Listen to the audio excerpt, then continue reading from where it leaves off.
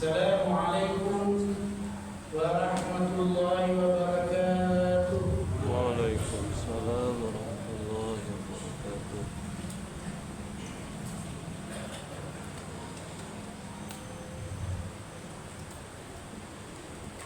Allahu Akbar.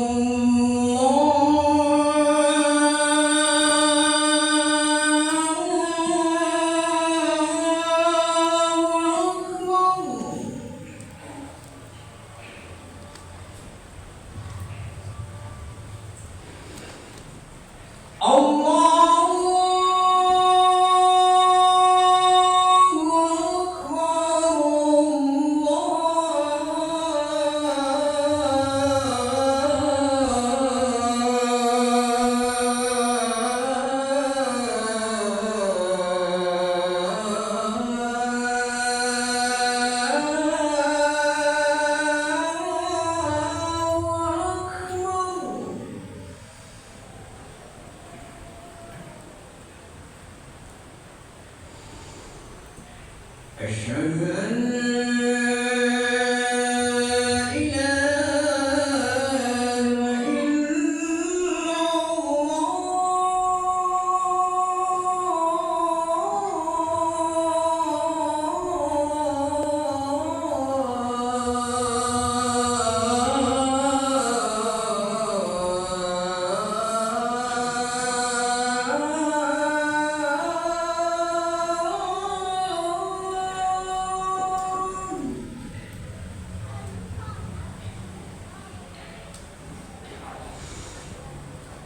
أشهد أن لا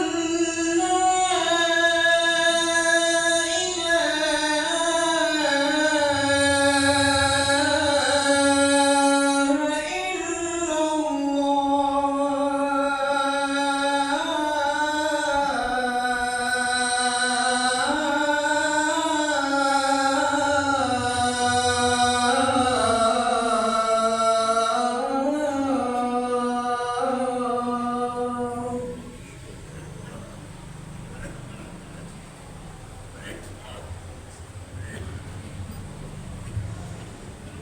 أشهد أن محمدا رسول الله.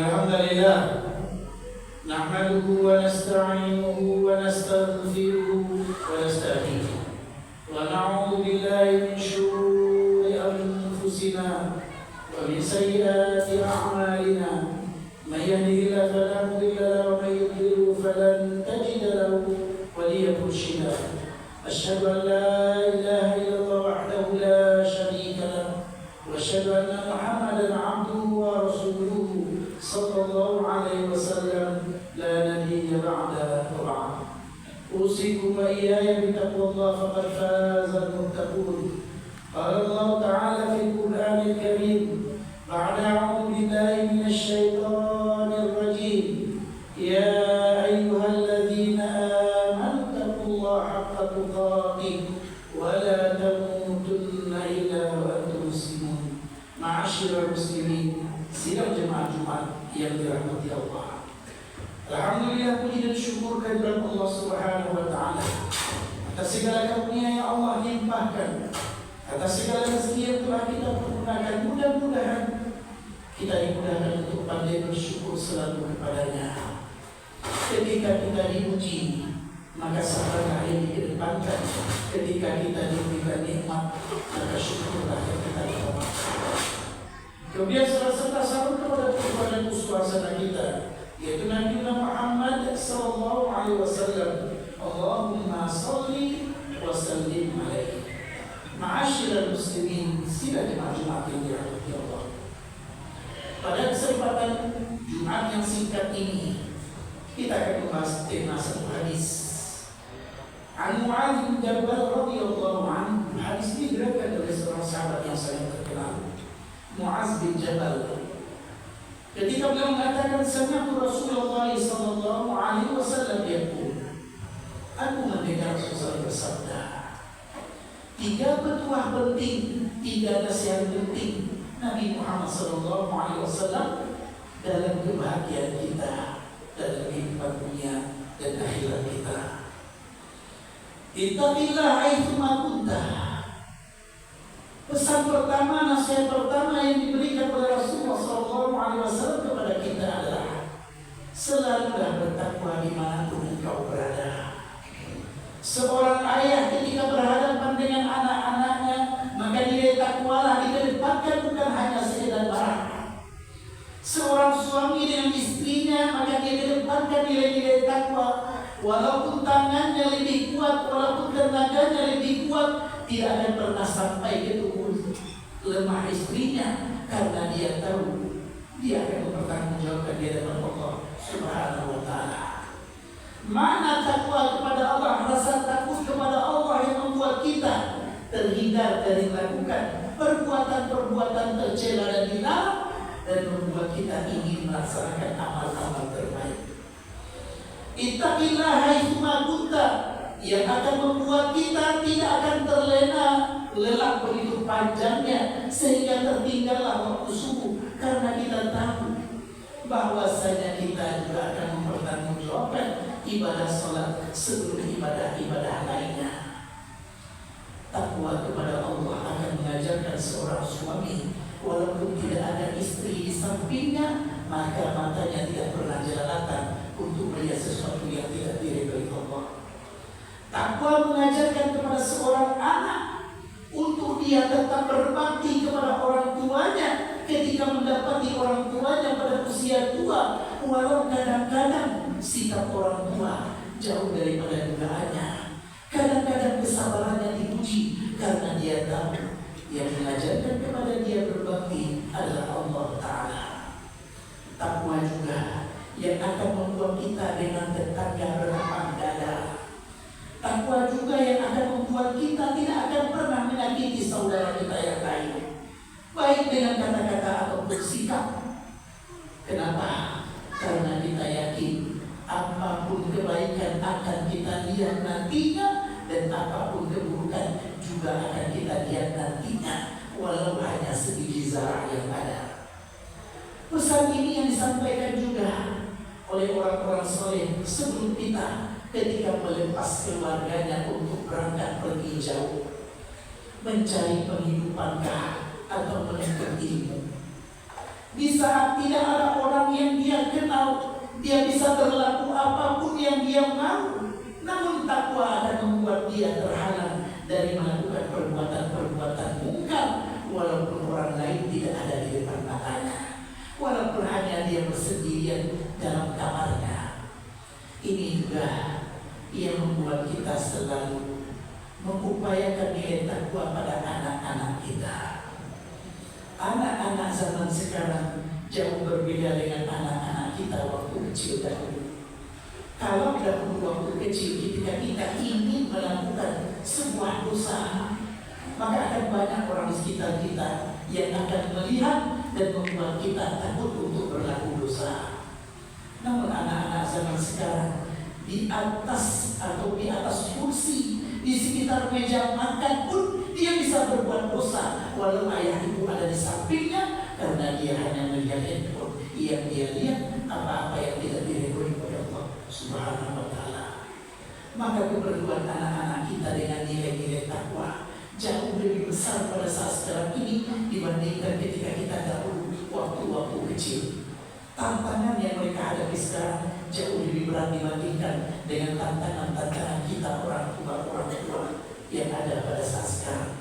Ma'asyiral muslimin, sidang jemaah Jumat yang dirahmati Allah. Maka inilah nasihat pertama daripada Rasulullah sallallahu alaihi wasallam, ittaqillaha haitsuma kunta. Tetaplah jaga takwa kepada Allah di mana dan kapanpun engkau berada. Yang kedua, wa'atbi sayyi'atal hasanata tamhuha.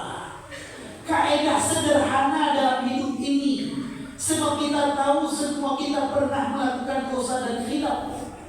Tapi petua yang diajarkan oleh Rasulullah SAW adalah iringilah keburukan dengan kebaikan. Mudah-mudahan kebaikan itu akan menghapus keburukan sebelumnya.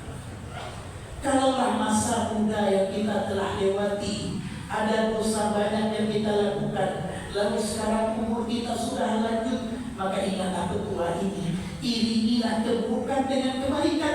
Perbanyaklah kebaikan-kebaikan pada saat sekarang ini. Mudah-mudahan dia menghapus keburukan-keburukan yang pernah kita lakukan sebelum ini. Kalaulah hari ini, pagi tadi kita pernah melakukan dosa dan maksiat, lalu kita sesali, cara mudah untuk menebusnya adalah perbanyaklah kebaikan. Mudah-mudahan kebaikan yang dilakukan setelah keburukan, mudah-mudahan nilai-nilai pahala yang kita lakukan setelah dosa akan menghapus dosa-dosa tersebut yang pernah kita lakukan. Siapa di antara kita yang tidak pernah melakukan dosa? Tidak ada. Para nabi dan rasul saja yang maksum, yang terpelihara daripada dosa. Ketika mereka melakukan dosa, maka akan dihinakan oleh Allah Ta'ala. Sebagaimana Nabi Muhammad SAW bertemu dengan seorang sahabat yang buta, yang ingin mendapatkan petunjuk daripada Nabi Muhammad SAW. Lalu hanya berbuka masam Nabi kepada beliau, turunlah ayat Abasa wa tawalla. Begitu terpeliharanya Nabi Muhammad SAW, hanya buka masam yang ditunjukkan kepada orang buta, namun Allah langsung menegurnya. Kalau kita adalah umat Nabi Muhammad SAW, maka kita bergelimang dengan dosa. Kalaulah setiap dosa yang kita lakukan akan membuat titik kecil hitam di kening-kening kita, maka semua kita pasti warna keningnya hitam semua. Karena begitu banyak kesalahan dan kekhilafan yang kita lakukan. Namun Allah buka peluang bagi orang yang menyesali kesalahannya, bagi orang yang ingin menutupi masa lalunya yang gelap, bagi orang yang ingin tidak terjerumus lagi ke dalam lubang maksiat. Maka petua inilah yang perlu untuk kita jaga. Iringilah keburukan dengan kebaikan.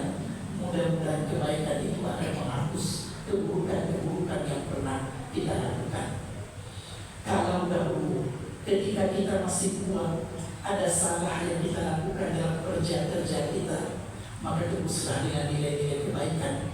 Karena kita tidak tahu mana yang diterima oleh Allah Subhanahu wa Ta'ala dari amal-amal kita dan mana yang akan menjerumuskan atbi'is sayyi'atal hasanata tamhuha. Maka begitu juga sikap kita di rumah tangga. Kalau kita sebagai suami lalu pernah melakukan kesalahan kepada istri, tebuslah dengan kebaikan. Kalaulah muka masam yang kita tunjukkan ketika datang sampai di rumah, maka buahlah dengan senyum yang akan membuat hati itu akan menjadi terbuka. Kalau anak-anak selama ini kita hadapi hanya dengan keras, maka belajarlah untuk menutupnya dengan kebaikan, supaya anak mempunyai tempat bersandar dari kecilnya. Penelitian membuktikan ketika anak pada usia kecil dan remajanya kehilangan figur ayah, maka dia rentan terkena LGBT. Ketika anak kehilangan figur ayah dalam kehidupannya, dia sering diistilahkan dengan fatherless. Maka anak rentan pada usia remaja kedewasanya untuk menghadapi ujian-ujian yang berat dalam pergaulan muda-mudinya. Maka marilah kita coba untuk selalu berada pada nilai-nilai kebaikan yang ada. Jatuh, semua kita pernah jatuh. Salah, semua kita pernah salah. Tapi jangan pernah lama dengan kesalahan, tapi tetaplah untuk memperbaiki kesalahan yang ada. Terakhir, Nabi Muhammad SAW memberikan ketua. Yang ketiga, kalaulah yang pertama antara hubungan kita dengan Allah Subhanahu wa Ta'ala, kalaulah poin kedua hubungan antara diri kita sendiri yang menjadi prinsip dalam kehidupan kita, maka yang ketiga ini berkaitan dengan orang lain. Tiga sisi yang perlu kita jaga dalam kehidupan kita. Hubungan kita dengan Allah, hablum minallah, dan hablum minan nas di poin yang ketiga. Lalu ada prinsip diri yang kita jaga, yaitu poin kedua. Pada poin yang ketiga ini, Nabi Muhammad SAW mengingatkan, wa khaliqin nasa bi khuluqin hasan. Berakhlaklah kepada orang lain dengan akhlak yang baik. Orang mukmin dengan akhlaknya akan membuat pintu-pintu kegelapan daripada orang-orang yang menghadapi ujian dalam kehidupan itu menjadi terang. Kita akan dapati bagaimana seorang atau sepasang suami istri yang datang ke tempat kaum muslimin, lalu kemudian dia berwisata namun ternyata tidak mendapati tempat menginap atau hotel. Lalu kemudian dia bertemu, mereka berdua sepasang suami istri Kristen ini bertemu dengan sebuah rumah. Tidak ada tempat menginap bagi mereka, maka dengan berat hati ditutuplah pintu rumah tersebut, meminta izin agar dibiarkan satu malam saja bermalam. Dan ternyata di dalam rumah tidak ada cahaya lampu yang ada, hanya lilin yang mereka bakar. Namun karena tamu yang datang, maka dipersiapkanlah makanan untuk sang tamu yang tidak dikenal. Padahal agamanya berbeda, namun kemudian mereka dipersilakan untuk masuk ke dalam ruangan supaya mereka bisa beristirahat. Pagi harinya suami istri terkejut karena ternyata rumah itu hanya punya satu kamar. Karena makanan yang mereka makan tadi malam itu adalah milik tuan rumah dengan anak-anaknya yang dipersembahkan untuk tamu. Karena begitu mulianya Islam dalam memuliakan tamu.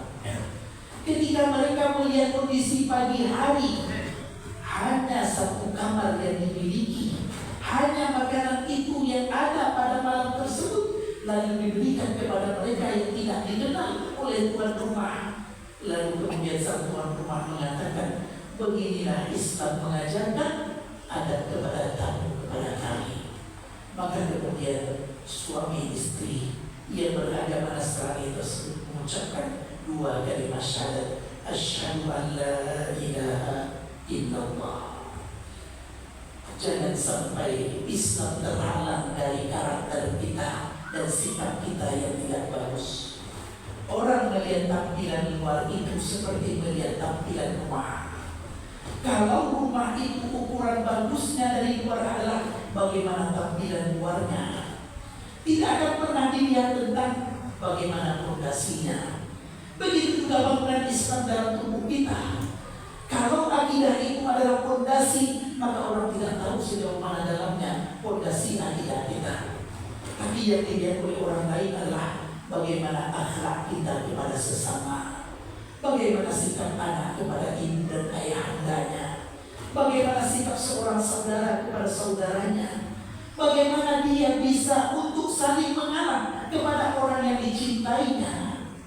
Jangan sampai apa yang terjadi di ranah Minang ketika orang tua meninggal lalu bertengkarlah adik-beradik, bahkan sampai tidak menyapa satu sama lainnya, menjadi satu hal yang kita anggap biasa. Padahal akhlak yang diajarkan oleh Islam mengajarkan kepada kita untuk bisa mengalah untuk saudara-saudara kita. Lihatlah terlalu banyak contoh dalam Islam bagaimana seseorang mengalah kepada orang lain walaupun dia tidak merupakan saudara kandungnya. Jangan sampai kita tidak bisa mengalah untuk saudara kandung, tapi kita bisa mengalah untuk saudara lainnya. Ma'asyiral muslimin, sidang jemaah Jumat yang dirahmati Allah, maka akhlak juga yang kita tanamkan kepada anak-anak kita.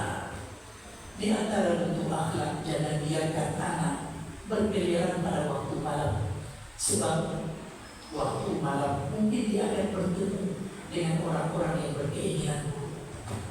Anak-anak yang tawuran, maka yang pertama menjaganya adalah orang tuanya. Ketika anak-anak dijaga dengan pendidikan agama, maka mudah-mudahan kalaupun dia tidak seumpama ayah ibundanya, tapi ada bekal yang dipegang oleh anak-anak dalam kehidupannya. Jangan pernah jauhkan anak-anak kita dari masjid-masjid kita.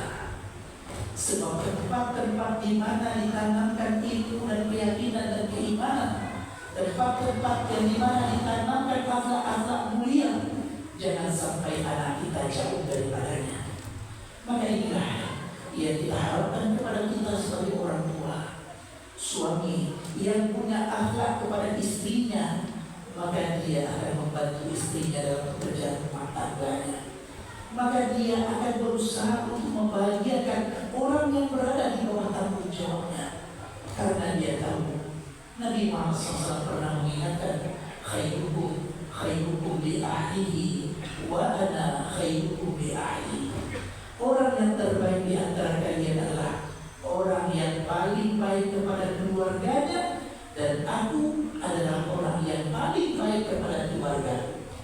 Ternyata ukuran terbaik di sisi Nabi Muhammad SAW bukan hanya sholat kita yang ideal, bukan hanya banyaknya puasa yang kita lakukan, tapi juga bagaimana sikap ayah kepada anak-anaknya, sikap suami kepada istrinya, sikap anak kepada orang tuanya.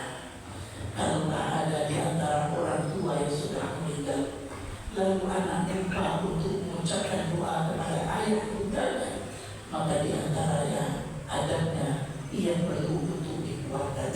Sebab anak yang berbakti, dia akan selalu ingat bagaimana jerih payah orang tua dalam membesarkannya. Ketika mereka sudah meninggal dunia, maka doa-doa tidak pernah terlupakan untuk tetap didoakan kepada kedua orang tua. Kalau kita dengan orang tua saja tidak pandai menjaga adab kita, lalu bagaimana kita akan beradab dengan orang lain? Fa'tabiru ya ulil absar la'allakum turhamun.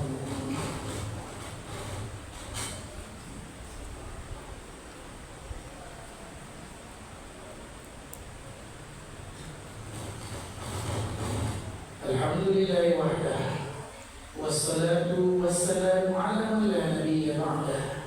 Asyhadu an la ilaha illallah wahdahu la syarika lah, wa asyhadu anna Muhammadan abduhu wa rasuluhu sallallahu alaihi wasallam la nabiyya ba'da wa ba'd.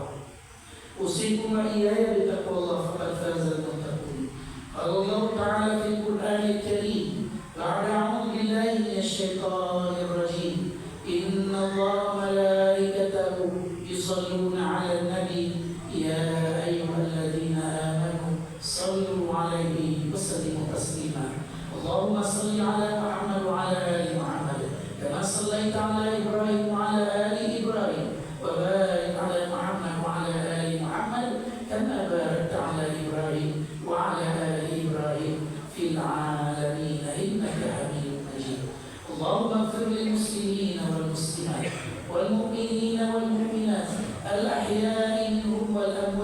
إنك سميع قريب مجيب دعوة يا قاضي الحاجات. اللهم آت نفوسنا تقواها وزكيها أنت خير من زكاها أنت وليها ومولاها يا أرحم الراحمين. اللهم ألف بين قلوبنا، اللهم ألف قلوبنا وقلوب أزواجنا، اللهم ألف بيننا يا الله يا أرحم الراحمين. اللهم ألف بين إخواننا، اللهم ألف بين إخواننا يا الله يا أرحم الراحمين. ربنا هب لنا من أزواجنا وذرياتنا قرة أعين واجعلنا للمتقين إماما. اللهم انصر إخواننا المجاهدين في فلسطين، اللهم انصرهم في غزة، اللهم انصر المسلمين المجاهدين في غزة، اللهم أيدهم، اللهم انصرهم، اللهم انصرهم نصرا عزيزا. ربنا اغفر لنا ولوالدينا وارحمهم كما ربونا صغارا. ربنا آتنا في الدنيا حسنة وفي الآخرة حسنة وقنا عذاب النار. سبحان ربنا رب العزة عما يصفون والسلام على المرسلين والحمد لله رب العالمين. وأقيموا الصلاة.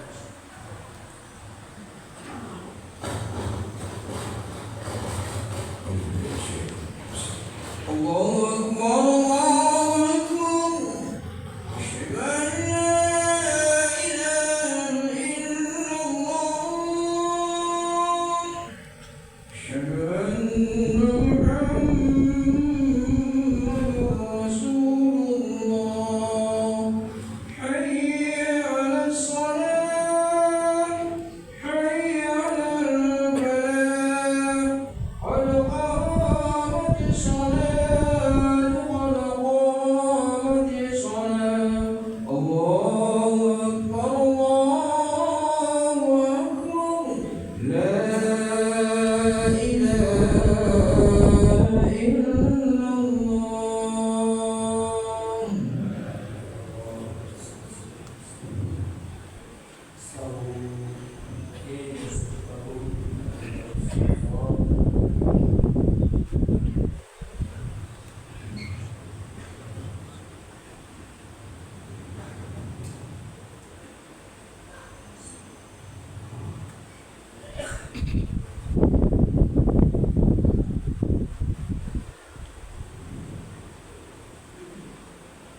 الله أكبر.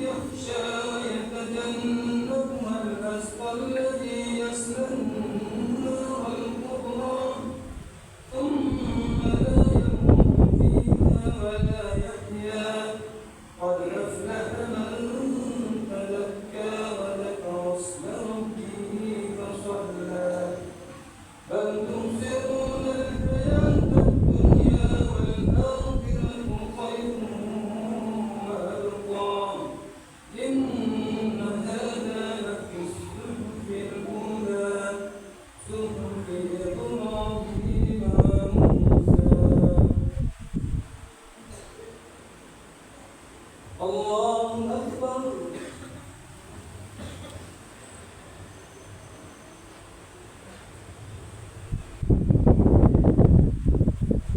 سمع الله لمن حمده.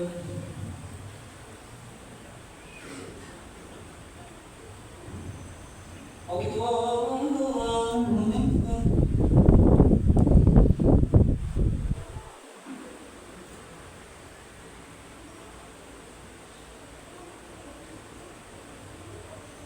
الله أكبر.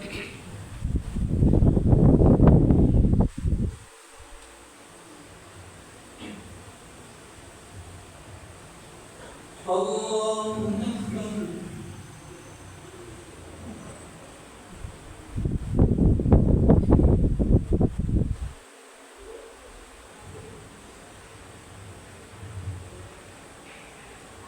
الله أكبر. الحمد لله رب العالمين الرحمن الرحيم مالك يوم الدين إياك نعبد وإياك نستعين اهدنا الصراط المستقيم صراط الذين أنعمت عليهم غير المغضوب عليهم ولا الضالين.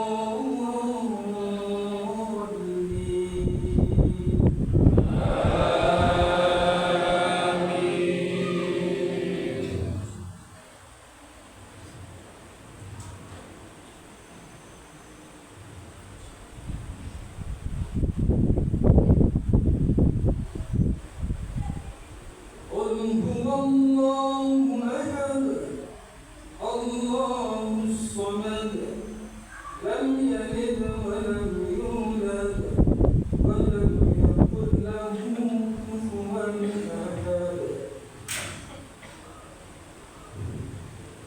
الله أكبر.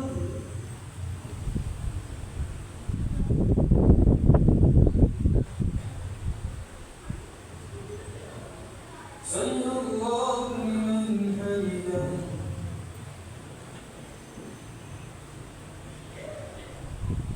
الله أكبر.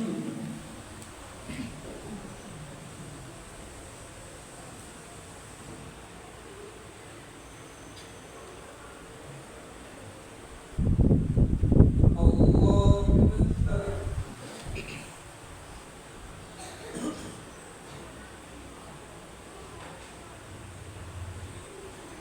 الله أكبر.